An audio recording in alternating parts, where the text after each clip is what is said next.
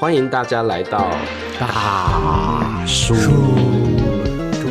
中文。每回的是什么玩意儿？乱七八糟。哎呀，我们越来越活泼了啊，像个孩子一样活泼，像个孩子一样。对对。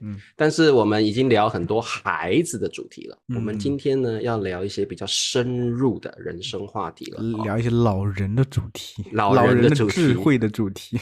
垂老矣啊。对，那其实我跟灿叔比较少聊到比较属于中国哲学的部分，对，特别是做人处事的一些哲学。但是呢，其实对中国人来说，我们是有一定的处事规范跟处事原则的。然后几千年来，中国几千年来呢，其实我们遵循的做人处事的原则，大多数是来自儒家思想，对不对？是的。好，儒家思想的代表人物呢，相信各位同学都非常的熟悉，孔子。因为各位同学都有去孔子学院学习嘛，对不对？所以你们对孔子应该很熟悉。孔子算是中国最成功、最伟大的教育家，对不对？教育家、哲学家、思想家啊，思想家啊，对。然后他也提出非常多做人处事的方针，而且我觉得孔子有一个点很有意思，他虽然在世的时候，他的政治理想、政治抱负是没有实现的，但是他死之后，他的政治理想抱负实现了。其实中国自古就是从秦朝不对，从汉朝开始吧，汉朝后面开始基本上就是儒家独大，政治思想独尊儒术，基本上都是儒家思想治国的。所以这些东西几千年下来，在中国人的这个思想里、血液里已经在流淌了，就是我们自然而然的就是这样去想。所以今天我觉得我们想分享一下，就是孔子的一句非常有名的这么一句话啊，为人处事的这么一句话。要我念吗？你要念，当然是好，不是让你来表演的。是的，我想说今天我表演就好了。那这句话呢，已经扎根在我们的心里了啦。我们从小就学这句话，叫己所不欲，勿施于人。好，那这句话听起来很难，但是只要我们一解释，大家会觉得非常非常有道理。那己所不欲就是自己不喜欢、不想要的东西。欲就是想要的意思，就自己不想要的。勿施于人，勿就是不要，施就是施加施加在别人的身上。对，你不喜欢的事情或你不喜欢的东西，你不要在别人身上去做。不要把不好的事情自己都不喜欢，为什么要别人去承受？是的，是的。所以这句话我觉得是做人处事真的一个很基本的原则。但是各位同学会发现，在你身边很多人都是己所不欲，施于人，一定要施于别人。对特别是现在这个社会也是这样子所以灿叔，你对这样的一个名言有没有什么一些感受？对，我觉得这个真的是非常非常有道理。以前确实没有想过，我是觉得，因为有些话你可能没有，就算在之前没有听说过，但是它可能是通过一辈一辈、一代一代的人，它已经传下来了。比如说你父母平常教你的这些言行里头，它就有这个东西的散发出来，就是默默的就灌输在你的身上。所以当某一天你突然看到这句话的时候，你会觉得这句话说的就是那个意思。原来在几千年前，我们的伟大的教育家孔子就说过这句话。对，其实这句话我也用来教育瑶瑶，就是因为我觉得小朋友之间相处其实也是这个样子的。因为大部分的时候孩子们相对而言都是更自我一些，我们不能说自私，他更直接，对不对？就是我想要的就是我想要的，他会更认为自己想要的是更对的。很多时候可能会没有考虑到别人，他有别人想要的东西，你不能完全按照你的想法，你觉得怎么样就怎么样，因为这个其实是孩子们很多时候会习惯做的这么一个事情。就比如说我想生气我就生气了，我想骂人就骂人了，我想说难听话就说难听话了。比如说他不在意别人会怎么想，假如这个时候大人就是放任他就这样去做，觉得呀孩子们还没有关系，说说而已啦，不用太在意。但我觉得这样其实给孩子一个非常不好的这么一个指导，甚至没有指导，就觉得孩子可以对放任自流，想怎么样就怎么样。这其实对他而言，长大之后其实是肯定会受挫的。因为到了真正的社会里头，你就会发现社会的规则并不是以你为中心去运转的，你需要去考虑别人的想法，你自己都不想要的东西，你不可能强加到别人的身上。所以这个时候我是觉得就是得很多时候就是一个潜移默化的过程。这东西其实我是觉得道理其实好像都是一个挺明显的道理，但是就有这么一句话总结在那里，然后你想起来就觉得对的，然后你就很清晰的这个想法就特别特别清晰了。有时候你是觉得是模模糊糊的这么一个概念，我觉得我自己不喜欢的东西我不能要求别人去这样做，有时候这个概念比较模糊，但是这句话出来之后你觉得就是这么回事，我就应该这样去做。所以这个其实我是觉得是一个特别重要的就是为人处事的这么一个指导原则。对对对，而且我觉得己所不欲勿施于人啊，这个用在现代的社会特别重要，特别是我们应该放在心里的一句话。对，因为我觉得现代的社会真的很多人都为了自己的利益，为了自己的好处，然后去牺牲别人的利益，也不在乎别人怎么想。所以我觉得这句话总结来说就是你要设身处地，站在别人的立场去想事情，甚至是在不管是亲子关系、夫妻关系、同事关系、好朋友之间的关系都是一样。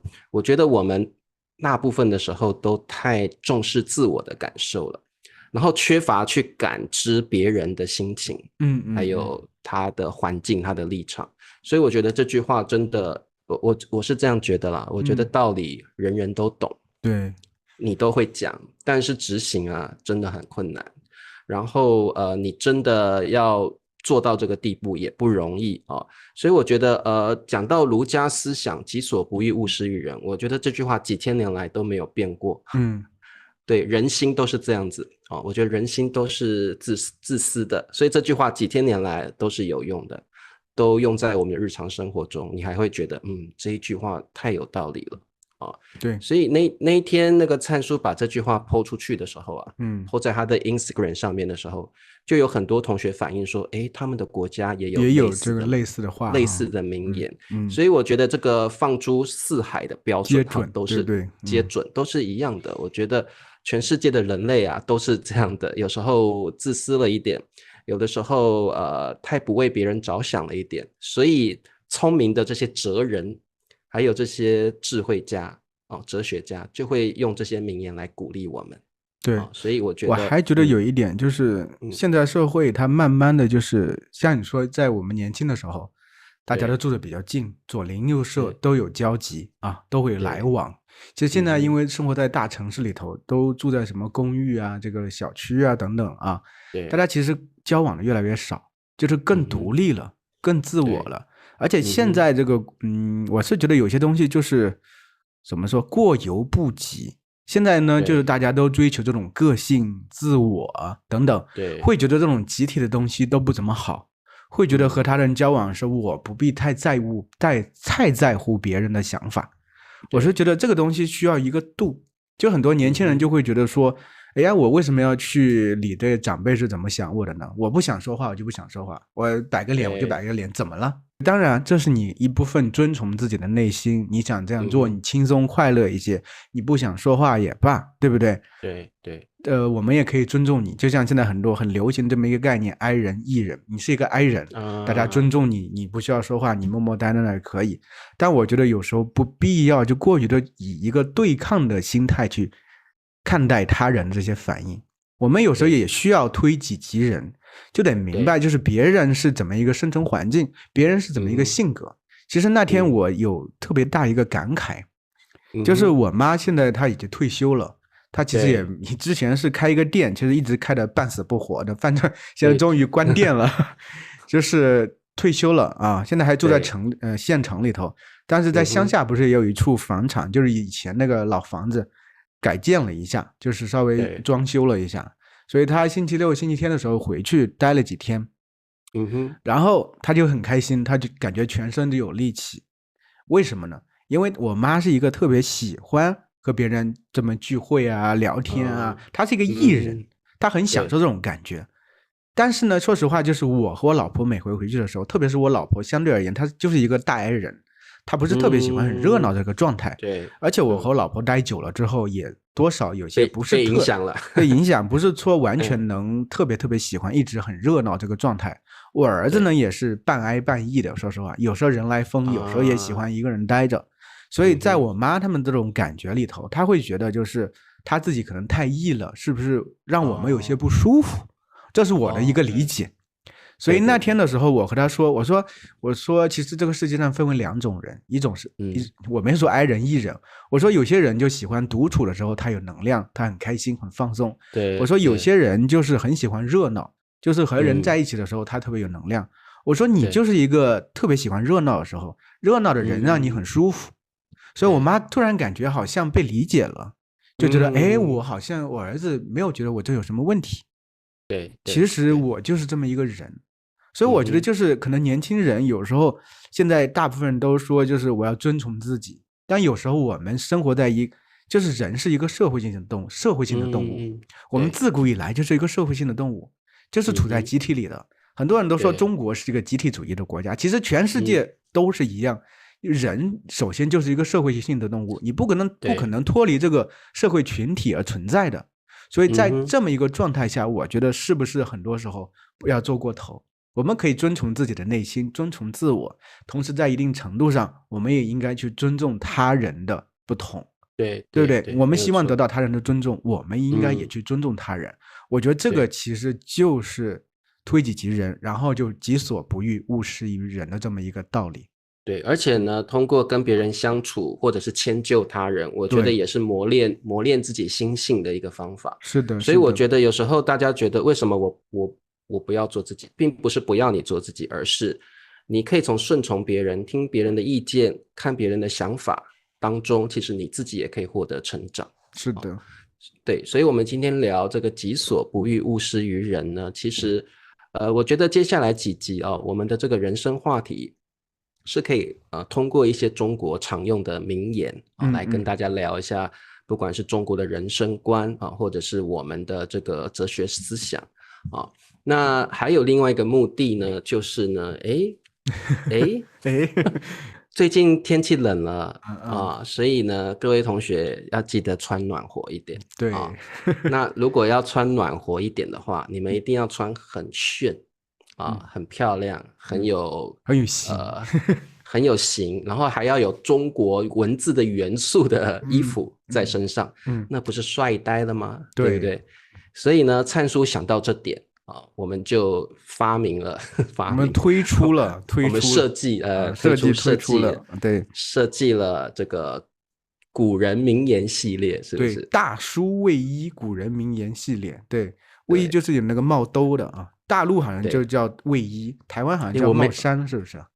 连帽衫，对，连帽衫，对不对？因为它里头这个材质是很绒绒的，很暖和，穿起来很暖和，出去走路什么时候都可以穿的。对，特别我知道很多外国朋友喜欢早上去慢跑，他们都穿着卫衣。对，冷的话就把这个帽子披上去就可以了。是的那这个连帽衫呢，我们这边会有一个名言的设计，像刚刚说的己所不欲，勿施于人就会帅气的对，打在这上面。那这个目前好像只有出男生版，是不是？只出男生版，出了这个8个版型，然后其实上面是这样的，最中间呢是2个字儿，比如说什么帅哥、放荡、不羁、轻狂、什么风流等等，这些就是表现一些男性的这个性格特征，但是它不是一些刻板印象。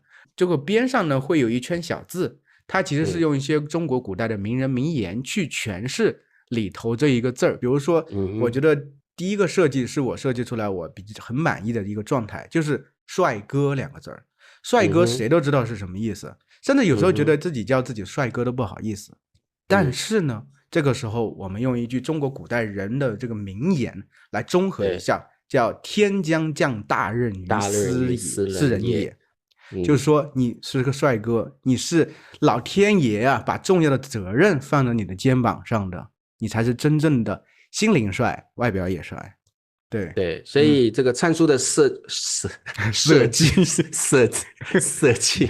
参数的设计呢，基本上我个人比较喜欢这2个大字，因为放荡不羁帅哥我不喜欢啦，就是其他那个字，就是我觉得对我母语者来说，我看了会很有感觉。对，那个就是男性的那种字眼，我很喜欢，放荡不羁，无拘无束的，对啊，自由自在的那种感觉。我觉得男生就是这样的感觉。是的，是的。那旁边这些名言也都是对于母语者耳熟能详的这个的名言啊，所以这个我觉得也是一些人生的处世哲学的名对，言。对，然后我觉得这种设计是外面没有的，然后也很有质感。有的那种衣服会写什么我是老外那种就太浅了，太粗浅了。对，大叔不是这么肤浅的人。对，太表面了。我觉得我们衣服不只要帅，还要呈现出内涵。我觉得我们真的学习一门语言，很重视这个语言的内涵，不是帅可爱，然后就是好像无病呻吟这样就没事了。对，为什么要贬低别人的衣服？那我觉得就是参数这个设计的是有内涵也有质感。那如果各位喜欢的话就可以而且现在冬天嘛比较冷圣诞节也快到了，也可以买给朋友当做礼物对。然后如果目前只有男生版女生版就看了，可能如果真的有女同学需要的话，我们再来设计，那就变美女，对不对？美女。不过如果有女生版，我很期待女生版那2个字应该有很多很美的形容词对女生中文是有很美很美的形容词的。对，比如说美女。我觉得真的会有肯定会有。对，有女生版你去找的话，就能找到很多贴合男性和女性这个性格特征的一些词语。对，那种词我觉得都很吸引我觉得很棒，学起来也很有感觉。是的。好，那今天我们聊己所不欲，勿施于人，也希望大家想一想，你自己不喜欢的事情你就不要去加诸在别人身上。这个我觉得是很重要的一个人格特质好，那么我们下次再聊咯，大家下次见，拜拜。拜拜。